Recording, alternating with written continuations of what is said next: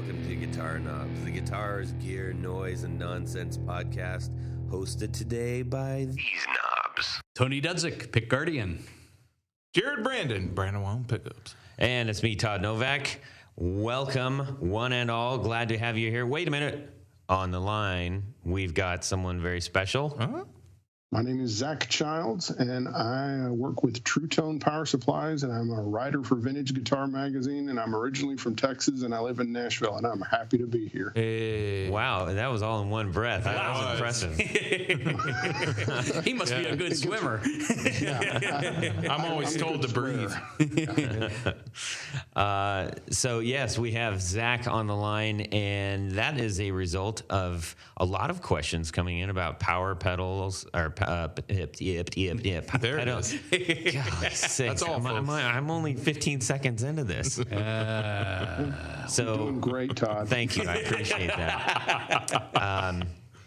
Yeah, so we've had a lot of questions about that. And then, I mean, myself has had questions. Of course. And Jared's had questions. We've all had questions. It's kind of a black magic a little bit.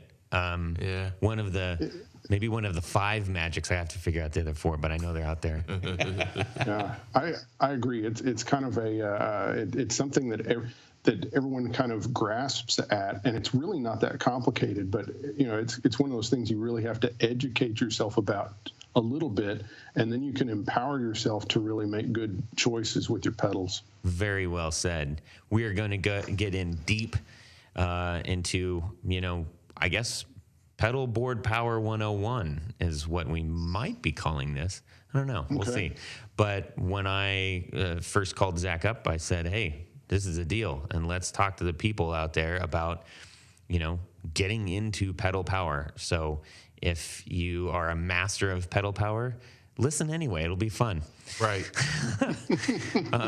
But I suspect that most of us aren't, because we know as much as is dangerous enough so all the LEDs turn on, and then we're like, cool, it works.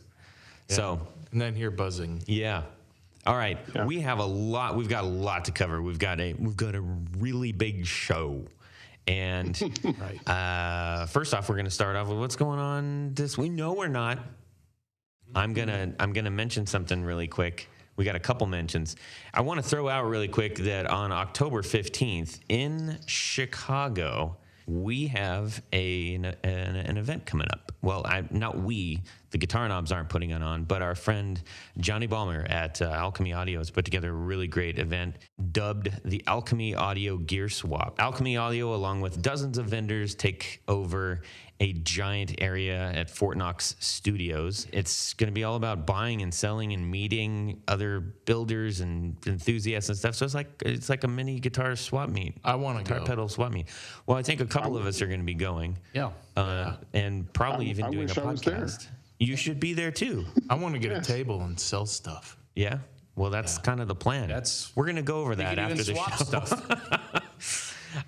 So more to come on that. We'll make sure that the posts are out there and the links and all that good stuff. I know that this goes out to a lot of areas except, beyond Chicago. But I think it's worth mentioning just because it's something that's happening at ground level, and maybe it'll encourage other people to do those as well, if nothing else. So if you're in the area, awesome. Make sure you make it down there. If you're not in the area and it sounds like a cool idea, maybe you could start one wherever you are. I think there's a Fort Knox in Nashville now too. Oh yeah? Yeah. Interesting. Really? Nashville.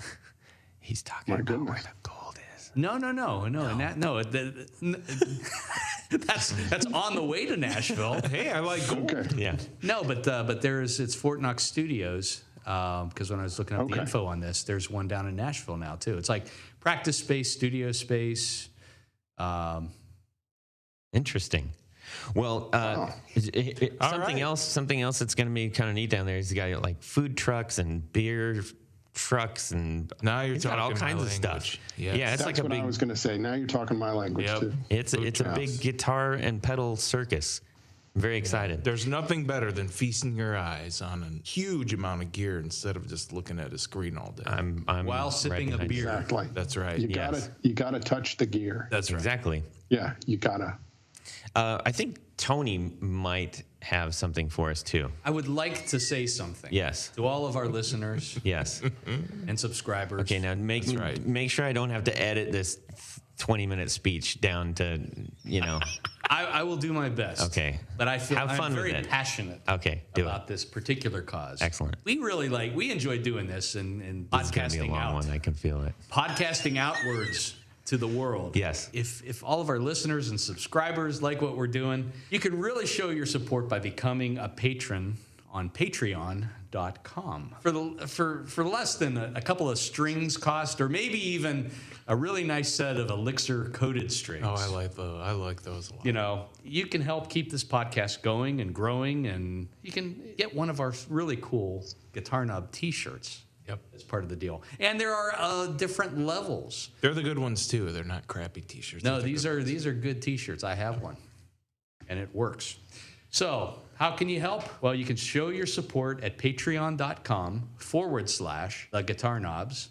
And I know we all really appreciate you sharing in our experiences, hopping on Facebook, letting us know about different things, taking the little quizzes and little questions that we post towards you. And we really do look forward to your continued support. We go on there too now. We go on there and We comment see- and talk to we see everybody. all. So please help us out and do some good That's right. for the world of guitars. Because Very well done. Thank you. Okay. That's all I got. Thank you. I appreciate that. Yes. Okay.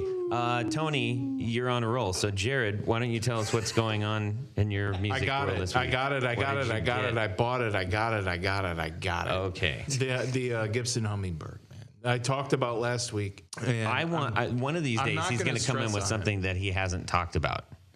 No, I'm going to talk about this, but it branches over to a new topic. Okay.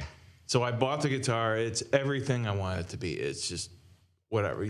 I already went about it last week. So now I'm at the point where I've got an old vintage instrument, and the guitar has never had a knob. A strap button put towards the heel, the neck heel, where they usually are on any guitar, really. And Modern acoustics. That's right. And I don't like the feel of the strap being tied to the Headstock. headstock. I hate We're going to fill that in all your feeling. words for you. Thank you. I need that. I agree wholeheartedly. I bought a Waterloo guitar that, it's not a vintage guitar, but it's a vintage style guitar, and it didn't have a strap button, on the heel. Mm-hmm. And I tried that, connecting to the headstock. It was awful. It's just- the balance is bizarre. Yeah. It's a weird feeling, and you're thinking about that instead of playing. So Exactly. And that's why Johnny Cash played up by the end of the fretboard. Because And that's when it you shifts say everything down. Yeah. And that's when you got to say drill, baby, drill. Yeah. That's probably what I'm going to do. But I wanted to bring this topic up. I mean, But it's not you already have a new top on the thing, so I don't think putting a screw in there is going to hurt you too much. But if you saw it, I mean, they extracted the old top and kept the original binding. I know Tony's giving me a face right now. Wait, I should have brought it in, but I was just too nervous to bring it in because I just got it, But it has the original binding, and they somehow, I don't know how they did it. And that's one thing Dan won't do is, Tony, trust me. No, when you I'm see it- shaking my head too. No, this is awesome. Now I have to bring it next time. You should have just brought it this time. I know, but you guys are just messing with me. No, so I'll probably drill the thing, but it's a 62. It's in really great condition. It sounds amazing and probably better than it did originally. Well, as we discussed, I think the smartest and safest thing to do is to drill into the bottom of the heel, which usually has a little piece of plastic. There's no plastic there. It's just wood.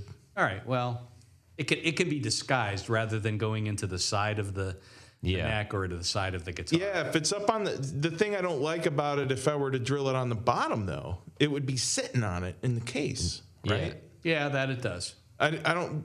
And my dad's 69 Dove that I think he did this some years ago. He actually drilled it up on, not on the bottom but the side. Yeah. In that way, and it's held up. It's never came out. It's perfectly fine. But if you ever wanted to take it off, you can't disguise it. Yeah. That's my only point. But let me ask you this: who in the world? You need a shirt that says that. Let me ask you hands this. all up. Let me ask you this. Let me ask you this. Okay. You crack up every time. Who's gonna want the guitar that you can't put a strap to, and you have to put it on? Who's going to want a guitar that has a new top on it? The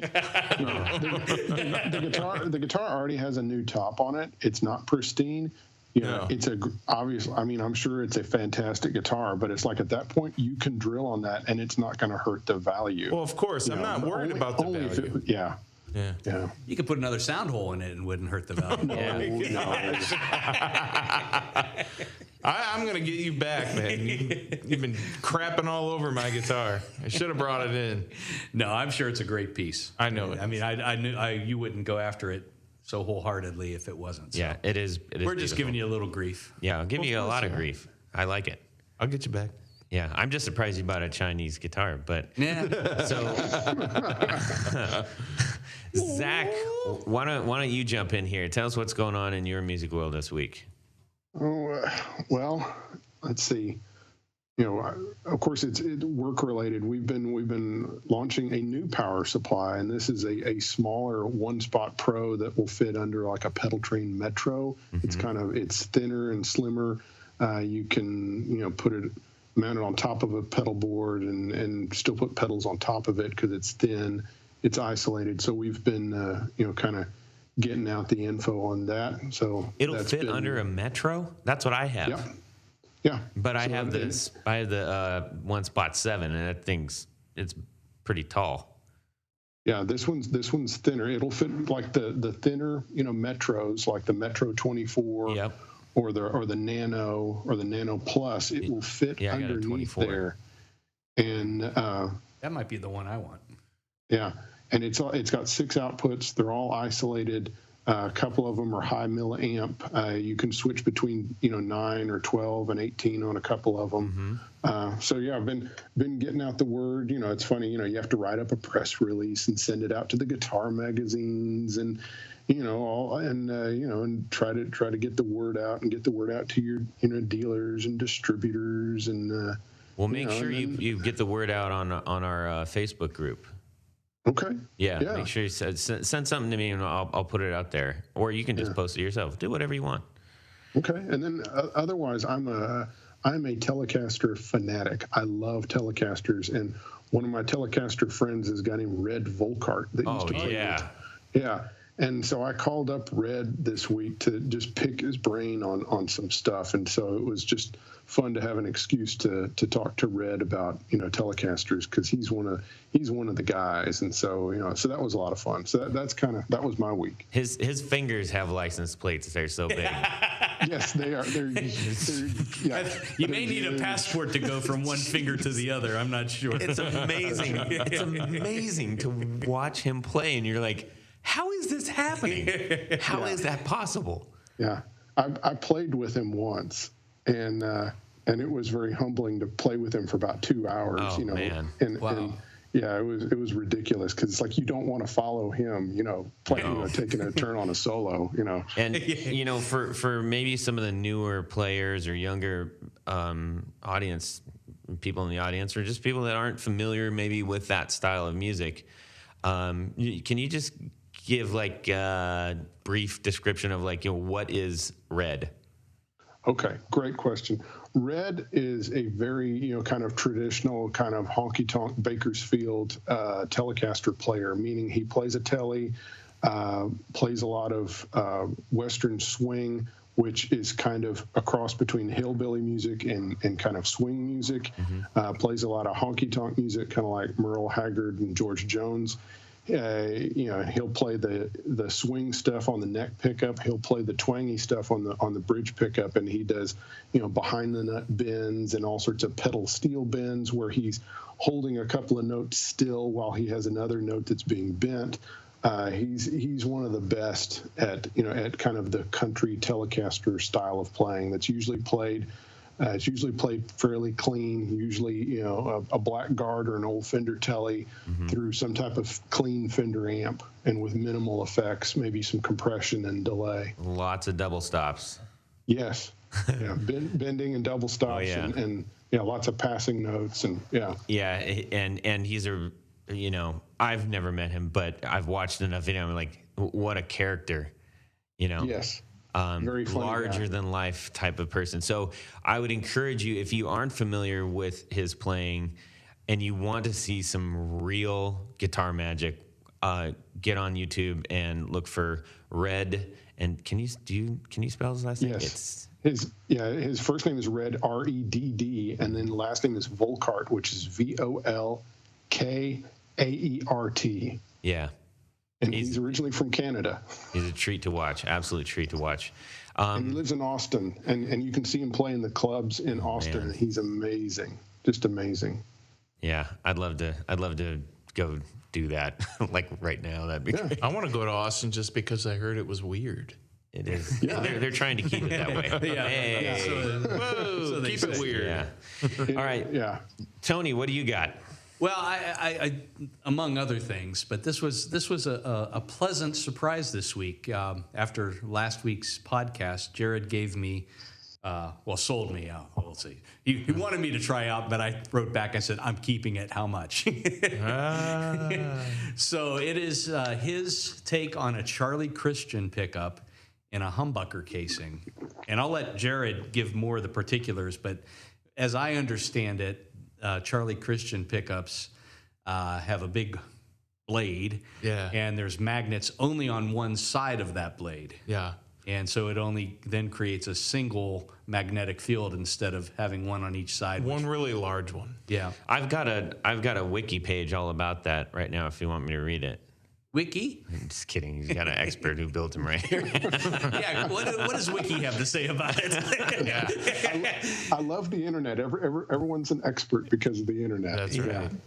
So I had a 69 Tele thin line replica. It's the USA Custom Guitars body that actually had been routed out for one of the Lawler Charlie Christian pickups, but I think they might have made a mistake, put it in the wrong space, whatever.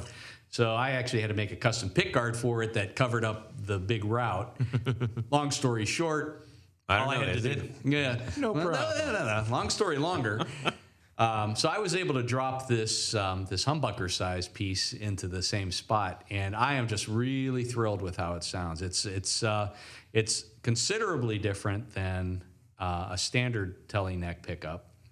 It's not quite a P90 sound, and it's kind of hard to describe. It's a pretty mellow pickup, but it's a really cool sounding, and it works really well with the bridge pickup too. Thanks. So, Jared, why don't you talk a little bit about what you did to come up with that? I think I'm the only guy who's doing this, but I tried the P90. Like everybody else build these things like P90s magnetically. So you have a magnet on both sides of the blades. Don't give away your secret sauce, though, Buster. Oh, I could. It's not really a big secret. I mean, I'll It's share up to it. you. I mean, I'll you're the share one it. who's I'll share it building about them. it. So everybody knows an old Charlie Christian is not even quite 3K, and when I say 3K, that means I don't think everybody does know that, by the way. Like, I think very few people know what we're talking about at all. Right. Okay. To be honest. An old Charlie. Then listen to the podcast from what is it? Podcast 30. Well, I think just I'm on. refresh their memory. 20 or something. The original Charlie Christian, like Tony somewhat explained, it's got really I think 4 or 5 inch blade. They're 2 really long magnets that sit underneath the face of the guitar, and that creates a really large magnetic flux. And there's even some adjustable screws on the face of the original Charlie Christian model guitar that you can lower.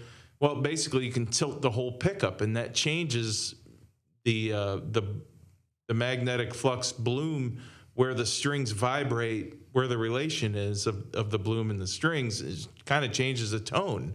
Not a lot of people realize that. So what I did was I basically put all my magnetic power on one side of the blade.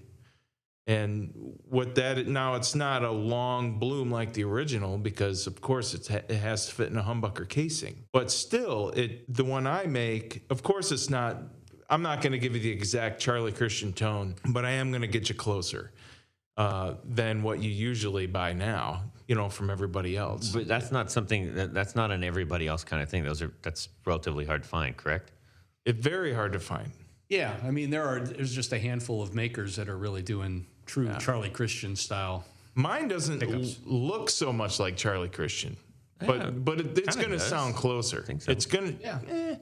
Zach, have you played any Charlie Christian pickups? I've played one or two original ones. I've never played a reproduction pickup, but yeah, they're very low output and mellow and clear. They're not something you're going to overdrive the front end of an amp. I mean, you're going to have to crank and you have to get straight up amp distortion.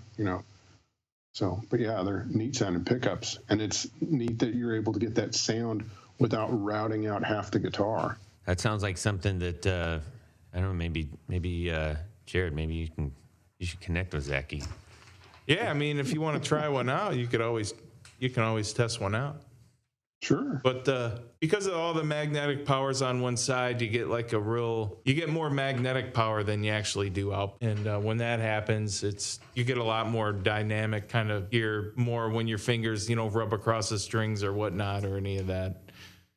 Well, anyhow, that's what that was my week. I mean, I mean, among other things, but it was really cool to be able to take a guitar that I, had, I really liked the guitar, but now I like it a lot more. That's good. Thank you. I like that. How about you, Todd? I'd like to try one of those.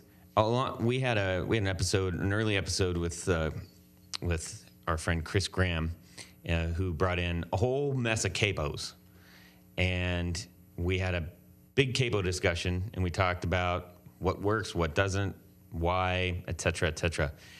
I have still not been super happy with the way that my capos work. I feel like I'm always getting buzzing strings, or I'm getting weird. They just they're not working for me, right? So I did one of those weird things that I didn't think I was ever going to do, quite frankly, but I bought something directly off of a Facebook ad because I saw it and I said, that looks interesting. And then I checked it out and I was like, wait a minute, this could solve all my problems.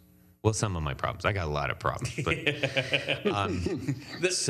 your guitar problems. Yes, it is the Greg Bennett Glider rolling capo, and I have it in my little hands. I've got one of those. You have one of these? Yeah, I love them. Okay, I've never seen one. I've never seen one advertised. I've never seen one anywhere. It's always the single hinge style, alligator mouth.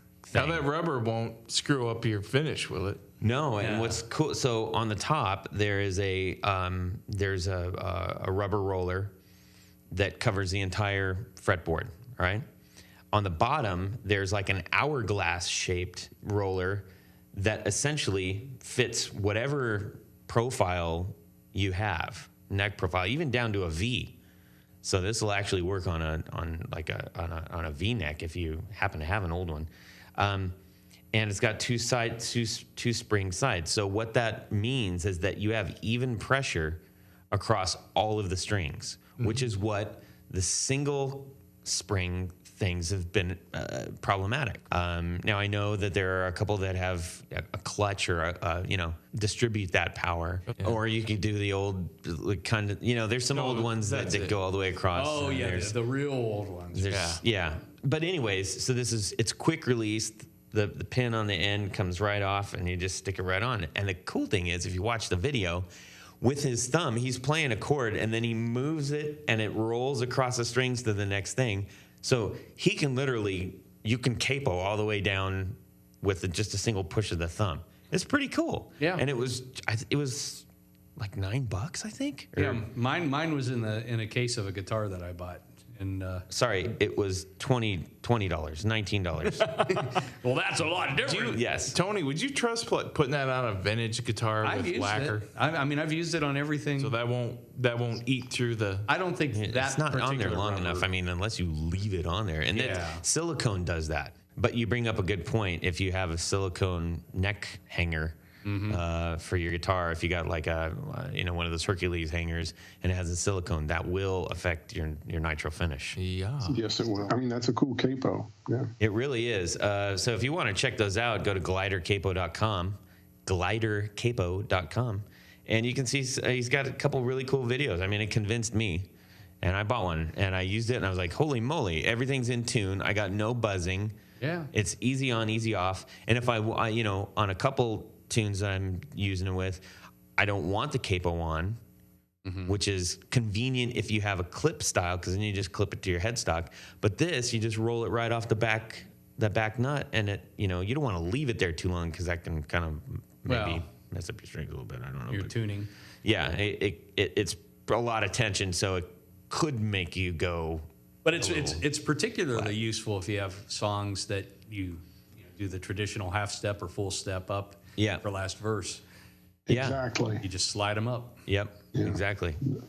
So that was a real cool find. I was very happy with that. I wanted to say one more thing. Okay. If anybody wants to try out that Charlie Christian I was talking about, BrandonWildPickups.com. That's all I got to say about that. Wow. What a sell. Very nice. Wow. All right. Yeah. Do that. Do it to it. Okay. Yeah. Hey, you know what? I know somebody who is ready to share something else with us, because it's time for 1, 2, 3, 4 on the floor. All right. It is 4 on the floor. I love this part of the show. Zach, you like pedals, don't you? I love pedals. I've been collecting pedals since the mid 1980s. Holy mackerel! I like that. Yeah, just can't get enough of them. I've collected all sorts of pedals. So okay, I'm going to take it down to 4. These are the 4 essentials, and even though I work for a pedal company, I'm not going to mention any of our pedals. These are just old favorites that I've had for many years. So first off is the Boss GE7 EQ pedal.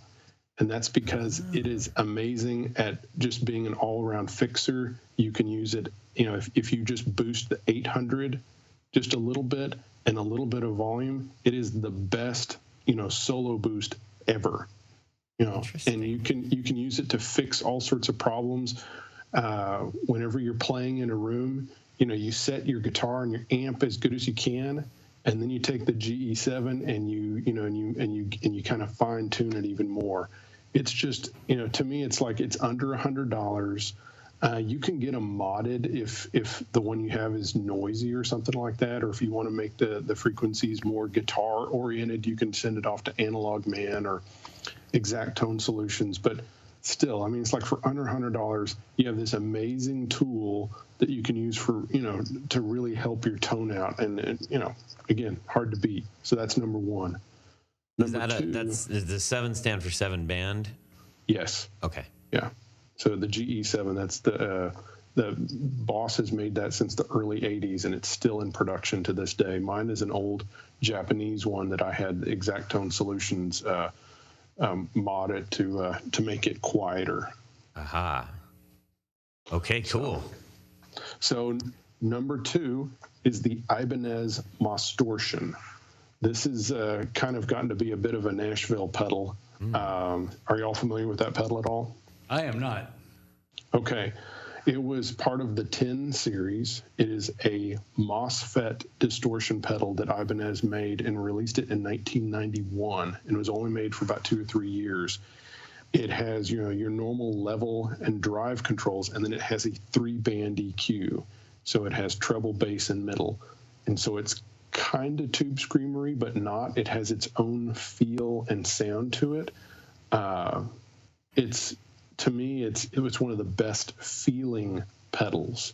It's like it just has a great feel when you play it. It's great for overdrive up to distortion, and they're, on the used market, they run they've gotten to be somewhat collectible, so they probably run in the 150 to 180 range, but still that's cheaper than a lot of the boutique overdrive pedals. But to me, just the 3-band EQ and the feel of it, it's just a great, it's a great overdrive pedal.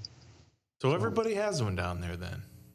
It has it's gotten to be popular here, and it originally became popular because there was a guy named Leroy Parnell, and he kind of started using it in the early '90s, and then guys that played with him or toured with him, heard it, and then they started using it, and it's kind of gone on from there. So you have like Rob McNally and all sorts of guys, using it now. But it's just a neat, pedal. So that'd be number 2.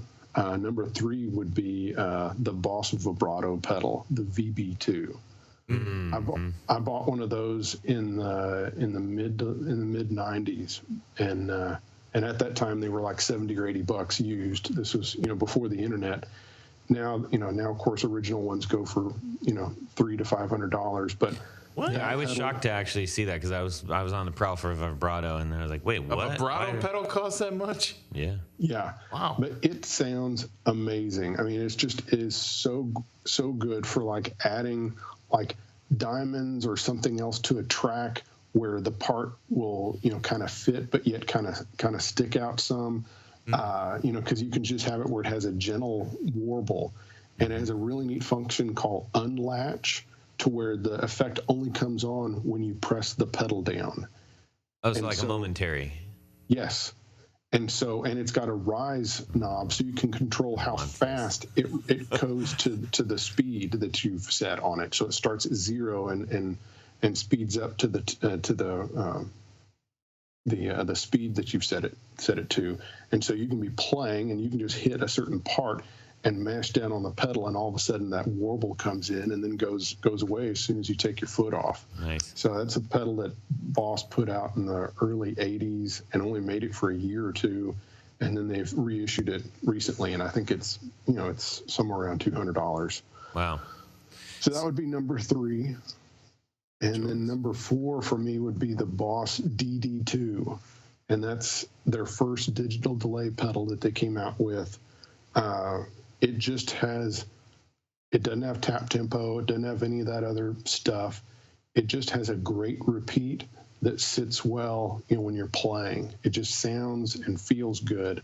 And again, this is a pedal that costs maybe $100 to $150 tops. And it's hard to beat its repeat and its sound. And the DD2 is different than the DD3 in that it has a big delay chip in it that was also used in their rack mount SDD 3000 unit from the early 80s. And so this chip is about the width of a Boss pedal. It's a big delay chip. Wow.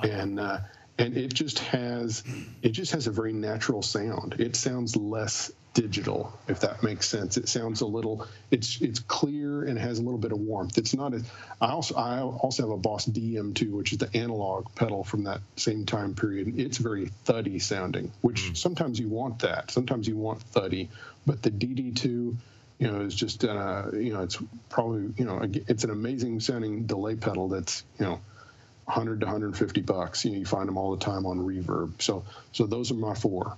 So I have a question about the DD2. Yeah. If that's the first one, why didn't they just call it the DD1? I don't know why, but they never started with, except for the CE1 chorus. Yeah. They didn't really use the 1 number. They I don't SD1 know what it was. And OD1. Yeah.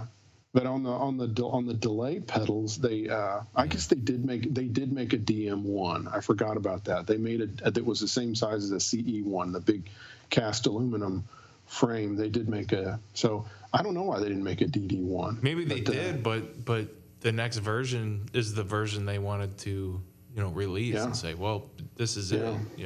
I don't know. Yeah. So yeah, okay.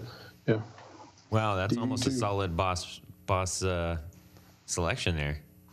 Yeah, which is kind of except for the Mastortion. I kind of collected. I like MXR and Electro-Harmonic stuff and all sorts of different brands, but Boss stuff was just to me, it's like Boss stuff is pretty indestructible. It's it's great stuff. People will badmouth Boss pedals, but it's like, if you can't go and get a Boss overdrive pedal and a tremolo and a delay pedal at a store, and you can't play a gig with those things, then you have a problem. Yeah. Then you don't know what good tone is, and you can't make it if you had to. Yeah, it's an interesting thing, because when you're talking about shelling out money now, it's kind of like you might know that pedal is every bit as good as anything else you're looking at, but you aren't getting a unique fingerprint as far as like a boutique builder. And I think that's where people kind of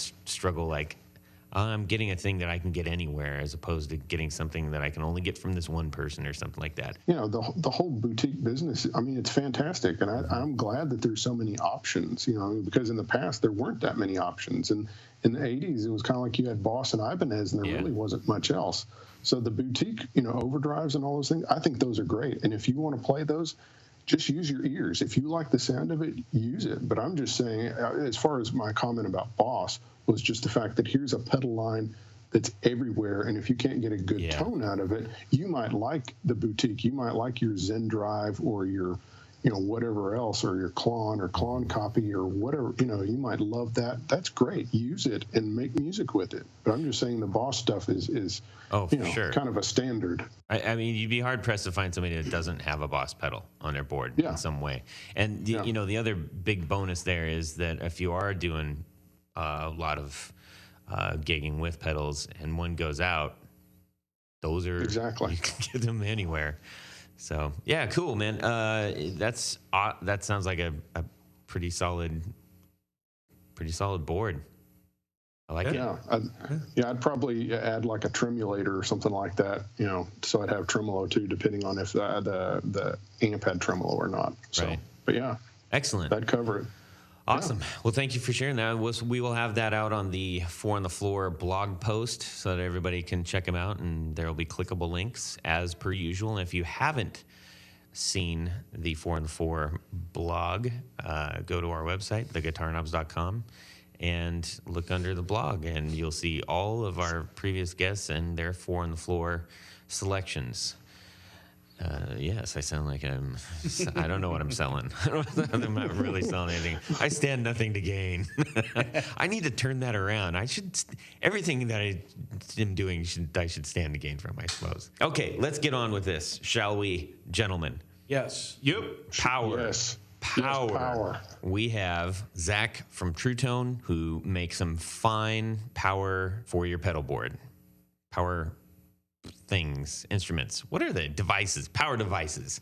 Power supplies. Power supplies. And the reason that we called him up is because I was struggling with finding the right power supply myself, and I stumbled on a video that did the best job of explaining all the questions that I had, and ultimately led me to purchasing one of the products. And I said, you know what? We should share this with the rest of the audience, and actually talk to the guys who know this inside and out. So what we're going to do is we're going to go over pedalboard power 101. Zac is going to go over as much as he can with us in the short amount of time that we have him. I'm sure you've had this general discussion, several times explaining power, but I was thrilled when I asked you. You're like, yes, let's talk about it. Well, I'm glad you asked, because this is something that I wish people knew, because this is something people call us about all the time, which we are happy to answer. But I would love to be able to just kind of equip people better so that they can kind of empower themselves to make good decisions. If I am just now approaching, like maybe I've had a couple pedals, I've had them like daisy chained maybe together, or maybe I was just using batteries. And if I wanted to take a next step, let's say I got a couple more pedals and I was like, all right, I'm getting into, I want to do a pedal board, and I go get a Metro, just going to get a regular small power board, or pedal board. So I'm not using, I'm not trying to power 12 pedals or anything like that. I'm setting up a smaller board. What are some of the things that I have that I should be thinking about, even, before I pull the trigger on a power supply? So the first, thing you have to look at is you have to look at voltage. So it's like AC, alternating current, which is kind of what comes out of the wall, or DC, off a battery most of the time. And then you also have to deal with voltage level. So is it 9 volts? Is it 12 volts? Is it 15 volts? Is it 24? So those are things you need to find out. Most pedals take 9 volt DC. Mm-hmm. So anyway, so you have AC or DC, you have voltage level. Then you have polarity. Like, what's polarity? Well, on AC, you don't have to worry about that. But on DC, you have positive and negative polarity. And so you need to know what the polarity is so that you don't mess up your pedal. Or, sometimes it will just not work. And sometimes you can actually damage a pedal by giving the wrong polarity power to a pedal. So you have the standard is center pin negative. And so that means, the tip or the inside, of the plug is negative and the outside is positive. And they will put this little symbol on the pedal or on the power supply where it looks like a concentric circle. And there will be outside of the circle that will be connected to a negative sign or a positive sign. And the inside of the circle will have a line coming from it and will have a positive or negative sign to it. And that's how you find out the polarity of it. Of course, you could also find out from the owner's manual or from the website. So that's very important. So let's say you have a pedal and you want to power it properly. Most pedals are 9 volt DC and, center pin negative. That's that's kind of the standard. That's what Boss pedals, Ibanez, most boutique pedals, they're at that voltage level. Mm-hmm. So if you're putting together a couple analog pedals, non-digital pedals, mm-hmm. Then you can use a daisy chain, and you could use something like the One Spot or the Powerall or some other type of power supply, on a daisy chain to power it. Mm-hmm. If you have a digital pedal in there and it has tap tempo, and especially if you're talking about an Eventide pedal or a Strymon pedal, right, then you have to have what's called isolated ground. Mm-hmm. You have to have an isolated power supply, because otherwise you will get a lot of extraneous noise. So you will get weird hissing that's usually and clicking that's usually to the tempo of the tremolo or delay or whatever digital device that you have. Mm-hmm. And so to eliminate that noise, you have to have what's called isolated grounds, which means you're going to have to go to a brick type power supply. Mm-hmm. And even if it's a brick type power supply, that doesn't mean it's isolated. There's things like, the MXR DC brick is not isolated. Mm-hmm. But then if you move up to their ISO brick, it is isolated, mm-hmm. hence the ISO name. I think it's also worth mentioning that, I think the reason that I ended up with the Truetone is that the first one that I bought, I've mentioned before, I don't have as massive of a guitar budget as I would like. And so I got mine off of Amazon, and I was having problems with it. And come to find out, it wasn't actually isolated after all, even though it claimed that it was. So you do need to do a little bit of, don't just look at the title of something, Yeah, I have a Yamaha chorus pedal that I've talked about numerous times, and it was in my 4 on the floor. And when that is plugged into a daisy chain, that causes really funny noises. Yes, and that's due to just some pedals don't like to share a ground with another pedal, and it just ends up having noise issues. So for pedals like that, you just end up having to use an isolated power supply. And Todd is right. There are power supplies out there that will say they're isolated and they're not. Especially, I hate mentioning names, but there's a company called Donner that will they do make some isolated power supplies, but they make some that are not, and they call them that. And so you have to be an expert to know.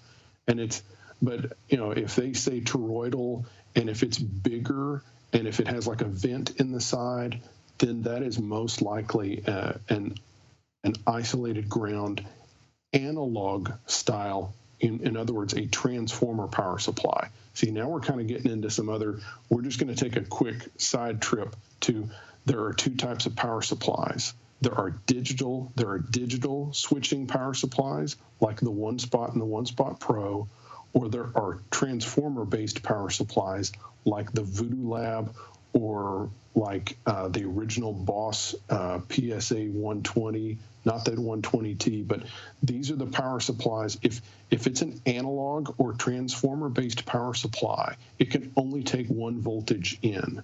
So in other words, it can only take 120, and it puts off heat. And so, you have to have, there's country-specific versions of it, and it can only take 120 volts. So, And go ahead. sorry. Okay, I was going to ask what the tone purists prefer, if it makes a difference, the digital or the analog. It all depends on what you're trying to power with. I don't think that there's people that say that. I mean, of course, there's people that say one battery might sound better than another, but I haven't heard people say that one power supply sounds better than the other. I will hear people say that a power supply sounds better because it's quieter, because they're hearing the sound, the tone more, and not the noise, and they fool themselves into thinking it sounds better, which I guess, well, it does sound better because there's not the noise, but the tone is actually not different. So, Right. Okay. So backing up to, so you have the analog, transformer based that puts off a lot of heat and it's inefficient, and therefore it's limited by the amount of milliamps that it can put out.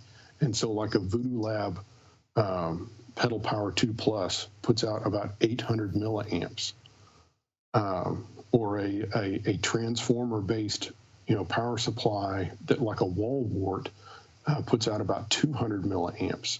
And that's what you used to buy in the 80s and 90s, like from Boss and Ibanez. And they put off heat. And but the digital ones, like the One Spot, or like the Strymon Zuma and the Ojai, or the One Spot Pros, those use digital technology, and so they can take anything from 100 volts AC up to like 240 volts, and they're going to take whatever voltage they get from the wall, and they're going to convert it to 9-volt DC or whatever the spec is of the unit.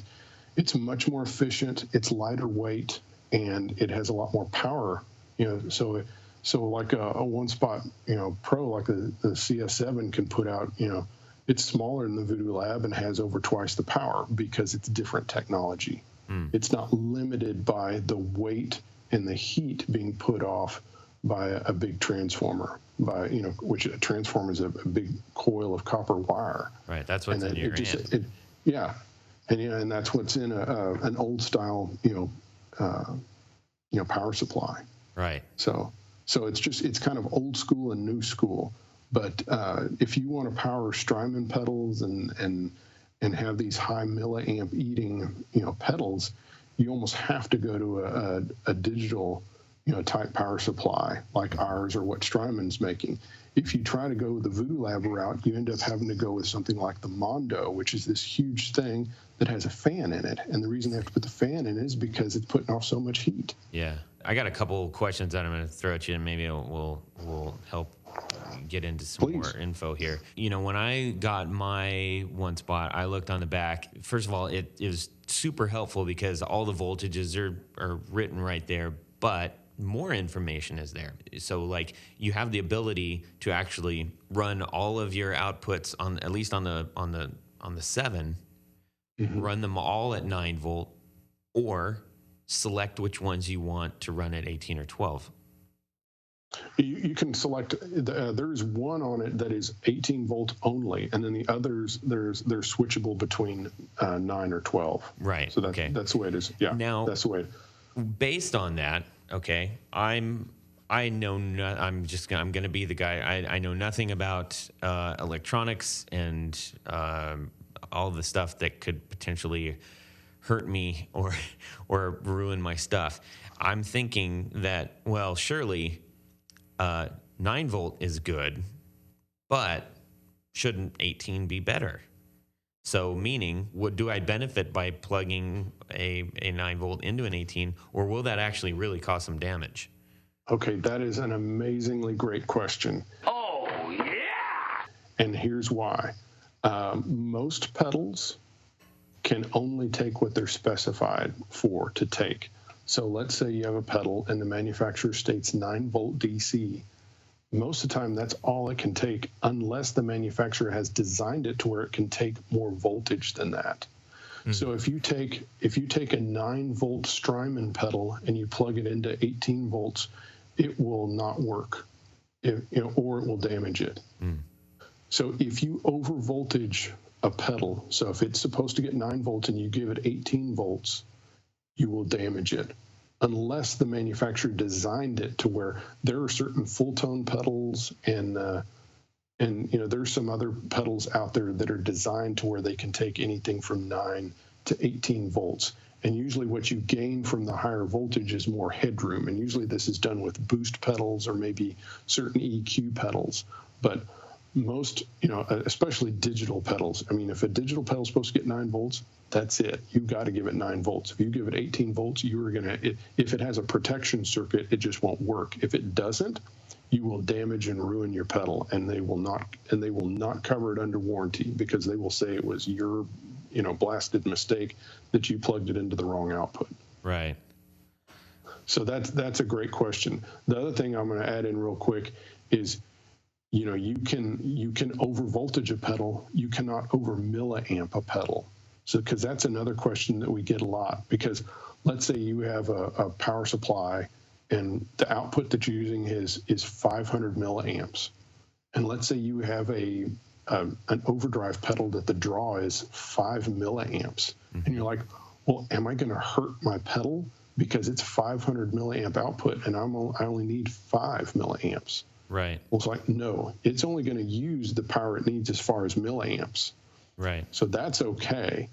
But the voltage, it's not okay unless you can find that out usually from the website, the websites of manufacturers. Sometimes there's like the exotic RC booster, I think, can be run at slightly hotter voltages, the OCD is another pedal that certain versions of it could be run at 18 volts, and it just kind of makes it react a little differently. So I'm the guy that doesn't know what a milliamp is, right?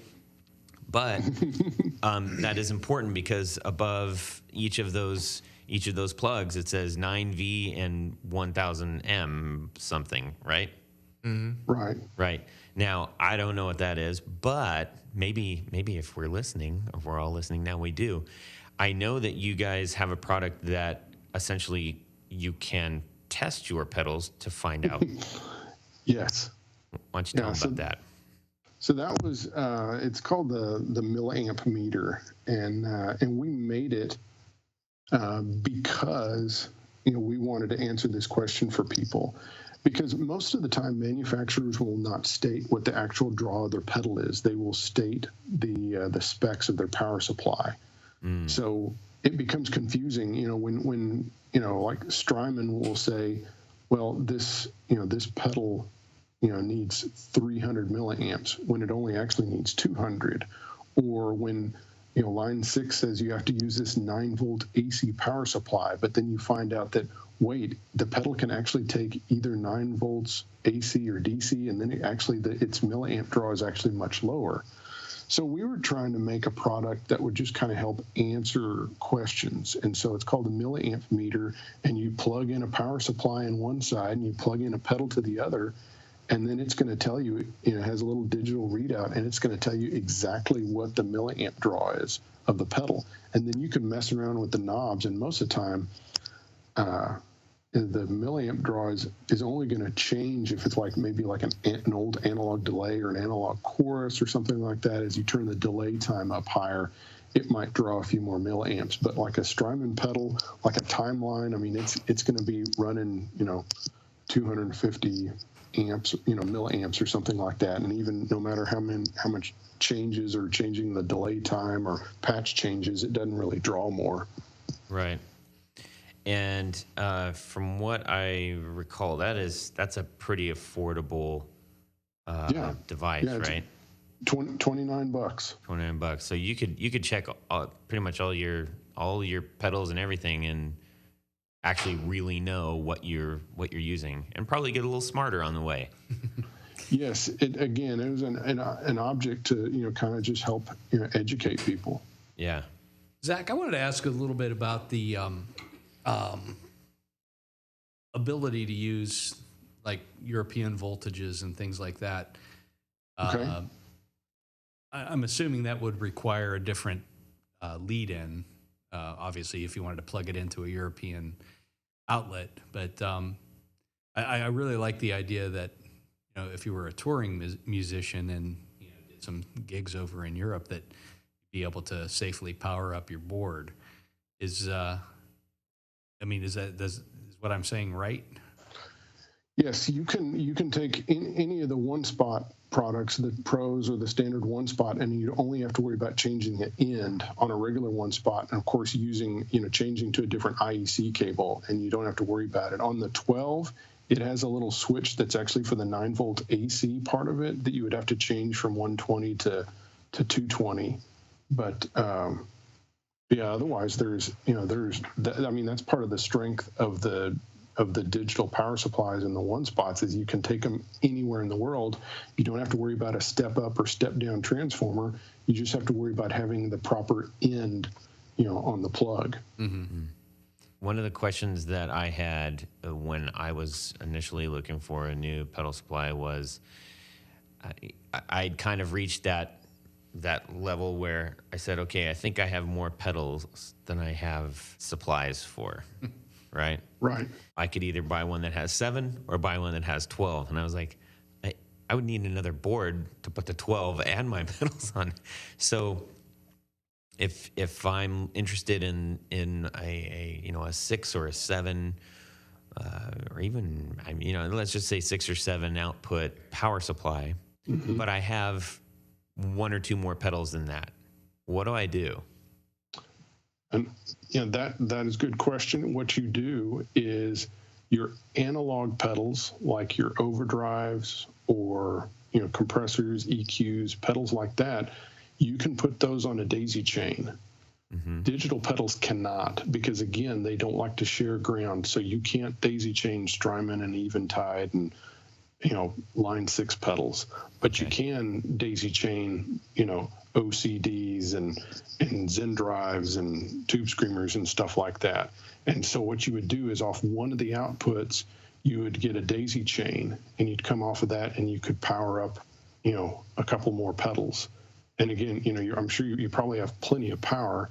It's just, again, you just have to be careful about not putting pedals on a daisy chain that will cause noise problems. Gotcha. And analog pedals are not going to do that. Again, your overdrives, distortions, EQs, things like that. Cool. Now, what about placement of the actual The unit. Yeah, the unit. Like, does that matter? It does when you have an analog transformer based one.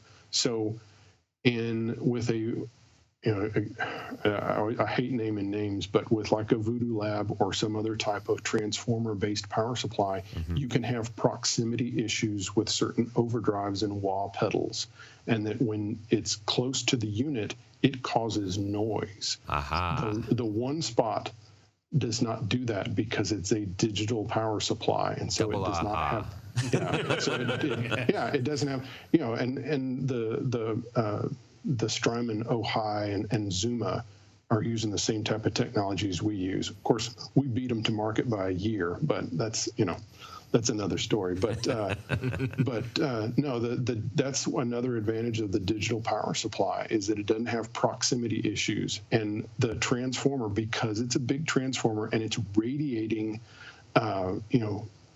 stuff and heat, it can have bad interactions with other, especially like wah pedals with those inductors and things that are on them. And if you put it near a Voodoo Lab, all of a sudden it can get wacky. So it's kind of like it's inducing a magnetic field, like a pickup does. Yes, right? It is. Yeah. When I was a kid, my dad had a like a PA system, and that's all I had to amplify my Cirrus Harmony guitar, and I would actually get a radio. If you listen real closely to the speakers and to the amp, you could hear a radio station, the local radio station. I thought that was always kind of funny. But I'm going to put in some like old-timey banjo music right there, I think.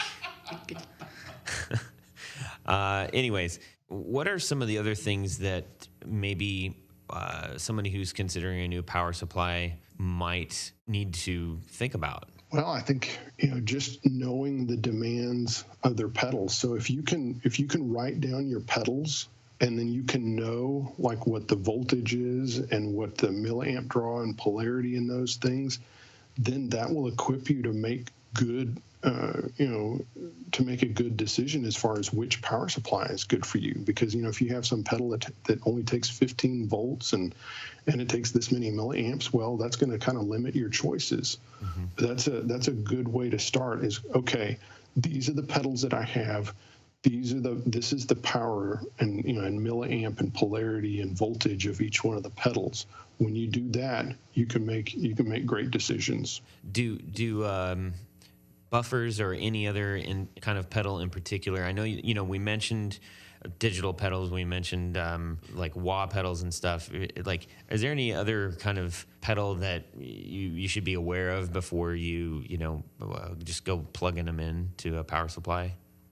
Yeah, digital pedals, don't put them on daisy chains. Don't even think about it. Don't even think about getting a non-isolated power supply if you're going to use digital pedals, because you're going to have noise issues. If you're using analog pedals, you can daisy chain and you can be fine, and there's not an issue. Can we just touch on that? I just want to expand on that a little bit. So if I'm new to the pedal game, how do I know if it's a digital pedal or an analog pedal? Well, most overdrives and distortions and wah pedals and such, most, not all, are analog. And usually, they can be powered by a battery, and they will indicate that they are analog.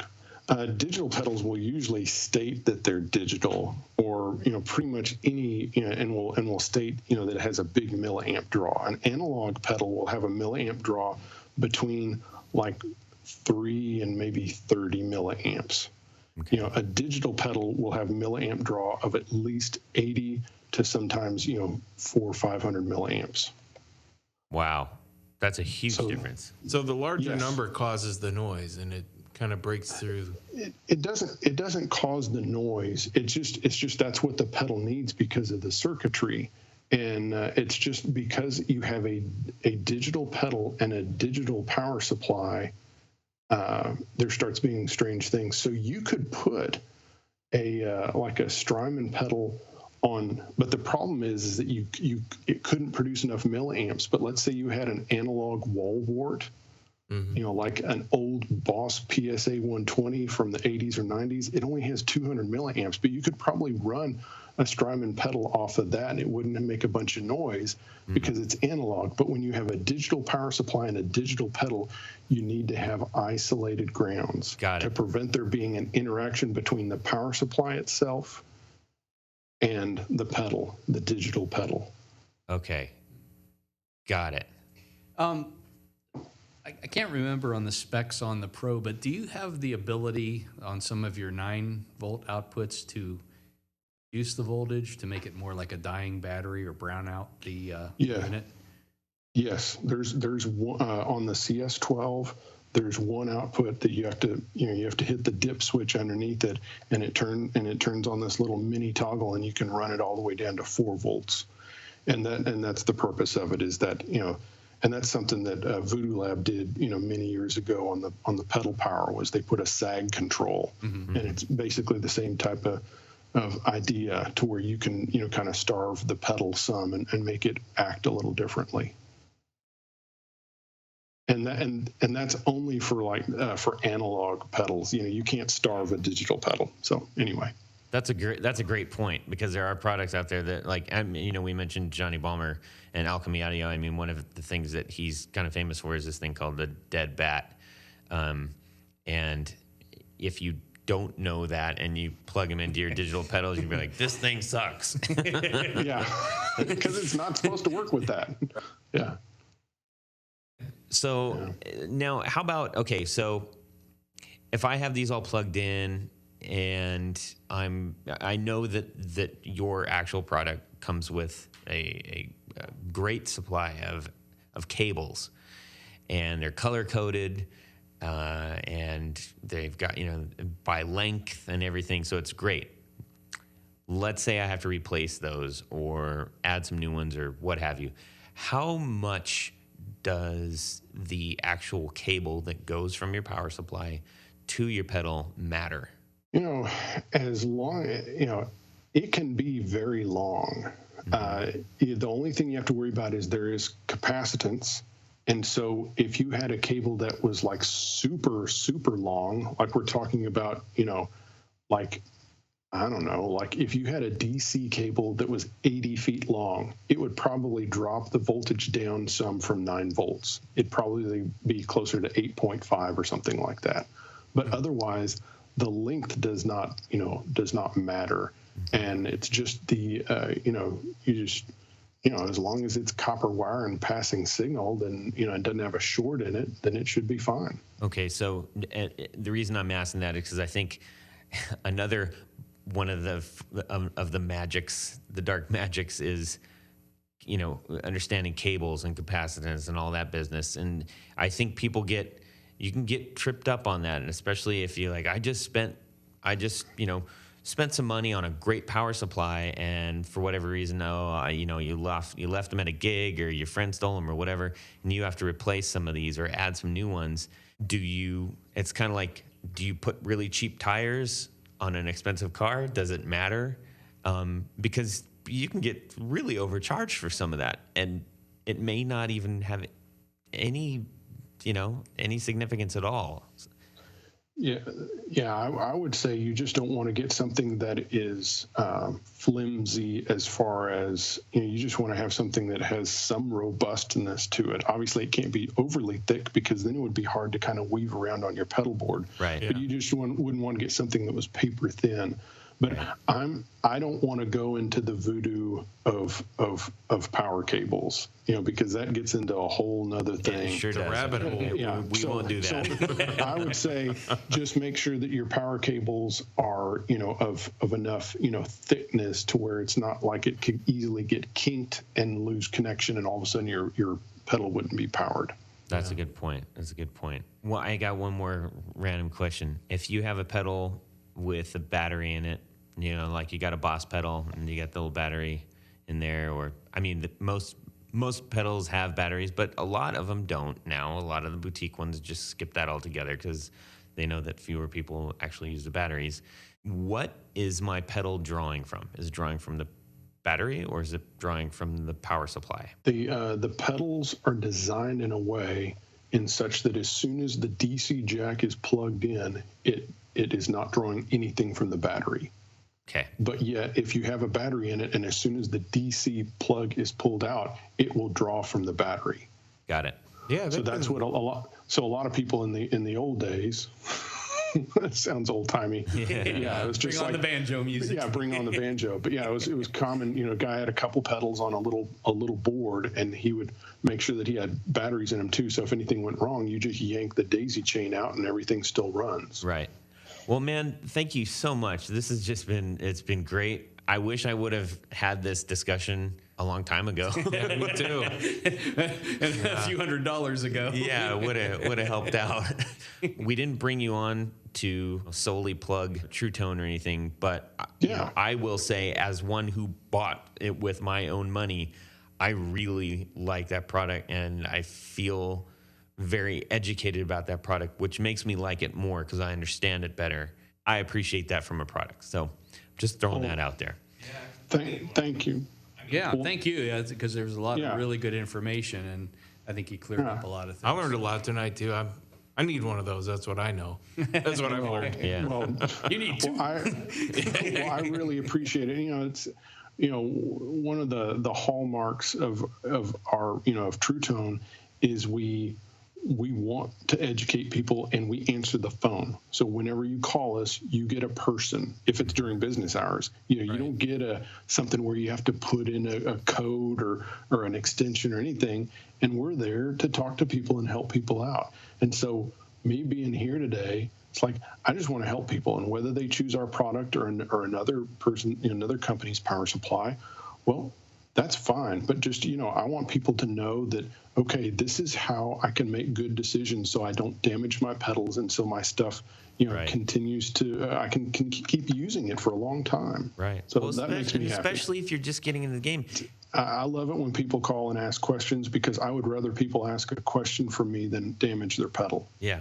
Yeah. Hey, knowledge is power. Aha. That's a good one. Power to the people. So, Power to the people. yes, all of the headlines and catchphrases are about to spill out of our guts right now. So I'm going to nip this in the bud. Okay.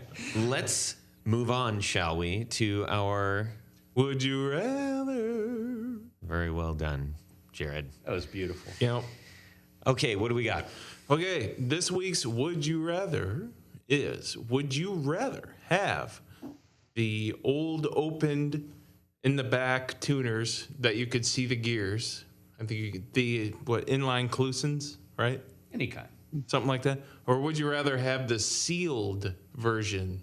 Like things like Grovers or Schallers or. I love this question because, there's a couple of things. There's the aesthetic, point of view, but also there's the headstock weight and how it changes. So, like, if you take an instrument and it has Kluson machine heads on there, lightweight machine heads, and then you put heavy machine heads on there, it will change the tone somewhat. Yeah.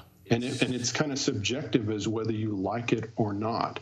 So it's just like Les Paul guys. There's guys that go like, oh, I only want Klusons on there. And then there's guys, no, you got to put Grovers on there.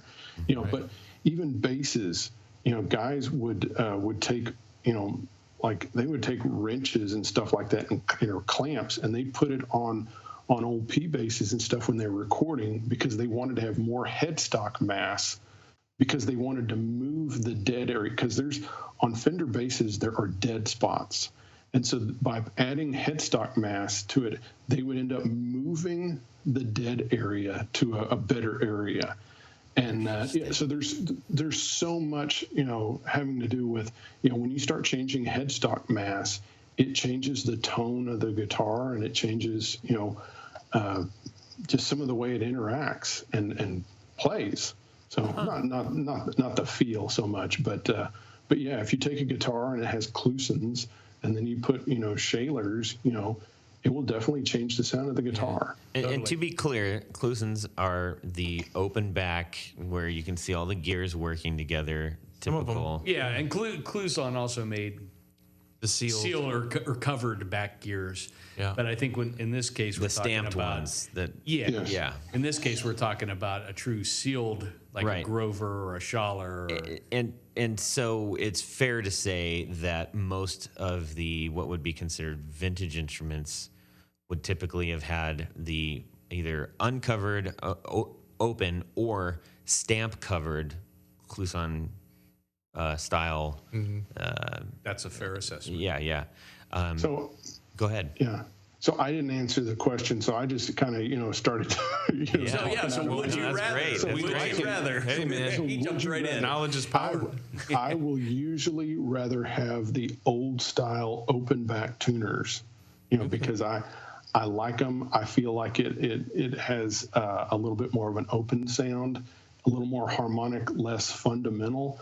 And I know that's kind of getting esoteric and out there, but I just, I feel like it's the right sound on an old telly. I feel like it's the right sound on an old acoustic. To me, it's like you kind of get in trouble when you start putting too much weight, on the end of a guitar. Yeah. Okay. Solid. Tony. All right. Well, since I am a product of the 80s in the era of brass nuts, sealed tuning machines, brass, Locking tuners. all things must be brass. Shower.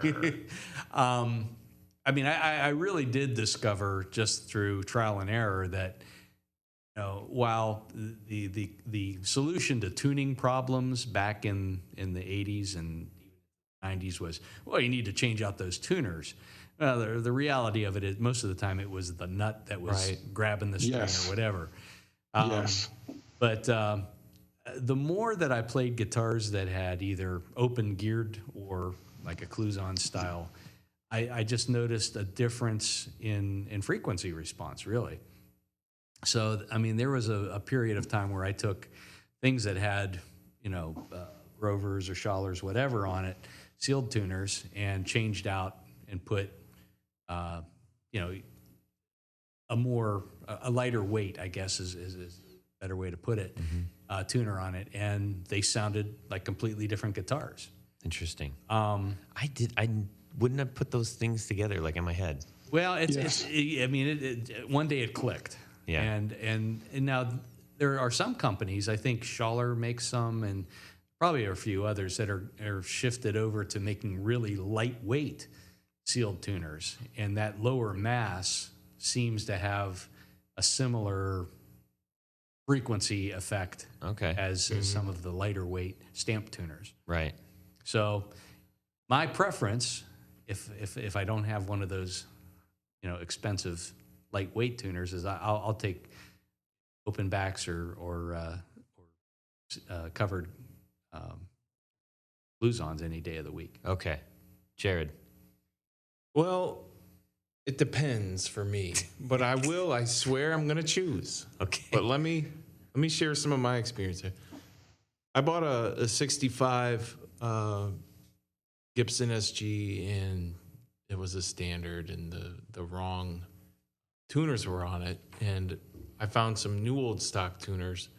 I don't think they were really ever used, but when I got them, the crank, you turn the thing, and it was super hard to turn so when I opened it up, when I cracked the box open in the back, all of a sudden it became loose.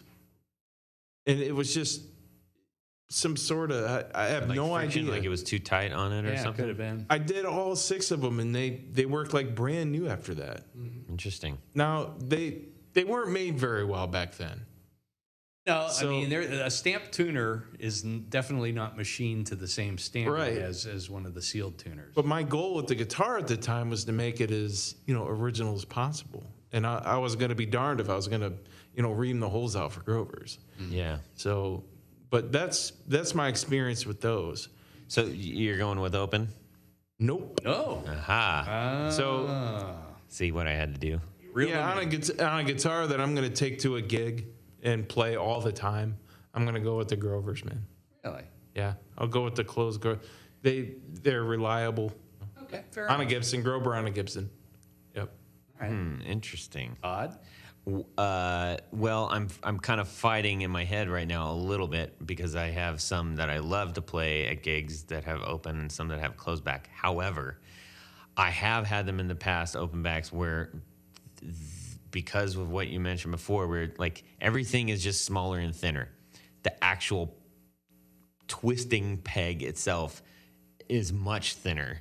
And I feel like those just went out of tune a lot. Like chintzy. Yeah, it just felt a little bit like, and I'm not saying all of them, but because I'm using my guitars mostly for gigging, I'm going with closed back, a solid sealed tune. Right. I'm going to hook you up with some Grover Stay Tights. Okay. Now do that. By By the way, the locking tuners is a totally different wood. No, these are not locking tuners. No, we'll get into that in a different episode. But Grover Stay Tights are open backs. But I think they're machined to a higher specification. Yeah. And to me, those Okay. work really well. Okay, time to put a bow on this thing.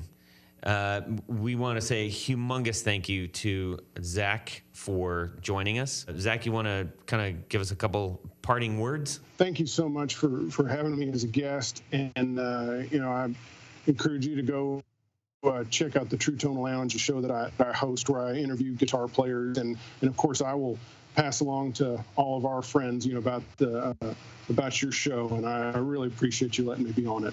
Yeah, man, you bet. We appreciate you being on. We will be in contact with you again, I'm sure. And we got to have you to talk about the actual pedal line as well. So we'll let you go. Thanks so much. So just got to mention a couple other things real quick.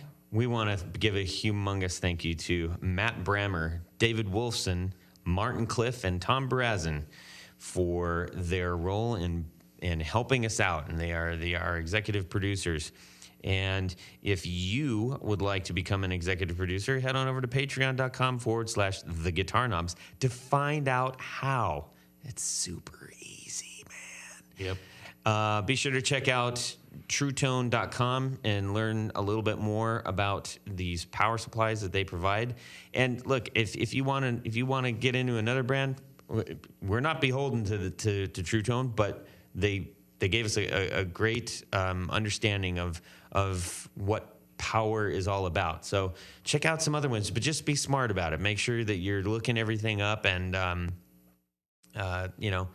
making the right decisions for your power needs. Your ears will thank you. Yes. Right now we need some pizza, so subscribe. Yeah. Yeah. Nice. Keep that in. Sorry. Hey, Horton, anything else you got to add to the mix here? Yeah, you better edit that. Well, that's it for these knobs.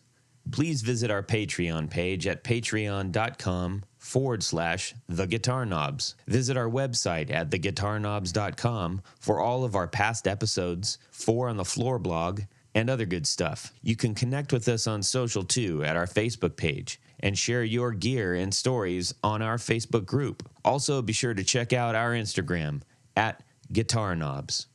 Catch you next time.